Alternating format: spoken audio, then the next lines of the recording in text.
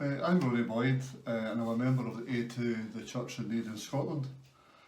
I'm delighted today to be reading a chapter of the Children's Bible for you. For most of my working life, I worked as a teacher and a school inspector. Many years ago as a student, I had other jobs, working at a petrol station, steel work, and even as a in the Butlins holiday camps.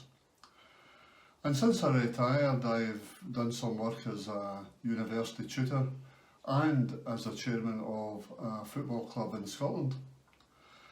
Two things, all of these jobs had two things in common. One, I enjoyed every one of them. And secondly, they all had a set of rules so that when I was doing my job, I knew what to do, knew how to treat people who I was working with, and I knew how to remain safe. And the reading I'm going to read to you today, the chapter from the Bible, it's about rules and giving us guidelines on how to lead our lives.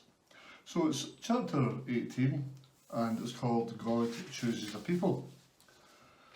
The people of Israel wandered through the desert from one stopping place to another. During the third month, they were camped on Mount Sinai. Moses climbed up the mountain to God.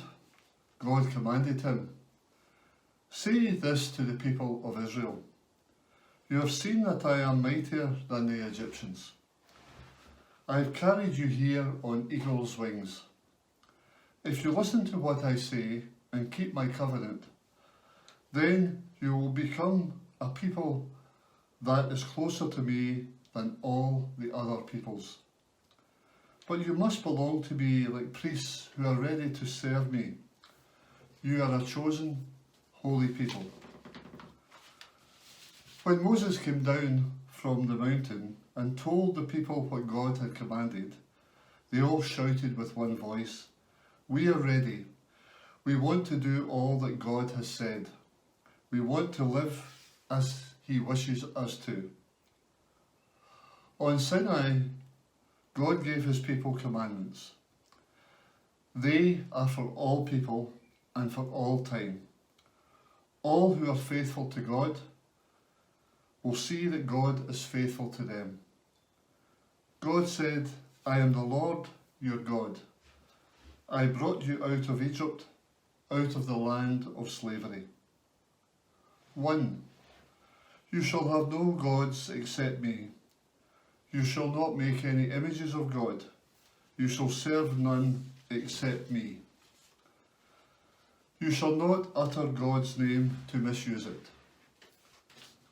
3. Remember the seventh day and keep it holy. No one shall work on that day. 4. Honour your father and your mother. 5. You shall not murder. 6. You shall not commit adultery. 7. You shall not steal. 8. You shall not say anything untrue about your fellow man. 9. You shall not covet another man's wife. And 10. You shall not covet another person's goods. Moses carved the commandments that God had given his people onto 2 tablets of stone. He laid these tablets in the sacred Ark of the Covenant. They are the pledge of the covenant which God has made his people. Firstly, I'm sure your parents love the idea of commandment number 4. Secondly, I thought about just how wonderful the world would be if everyone on earth kept to these rules for even just one whole day or one whole week. It would be marvellous. These rules or commandments are a great guide for living our lives. Not easy to follow, but a great help to us. The commandments we heard of today are thousands of years old, even older than me. But as it says, they are for all people and for all time. So they still mean a lot, or should mean a lot, to us today in the way we lead our lives. I hope you enjoyed today's chapter.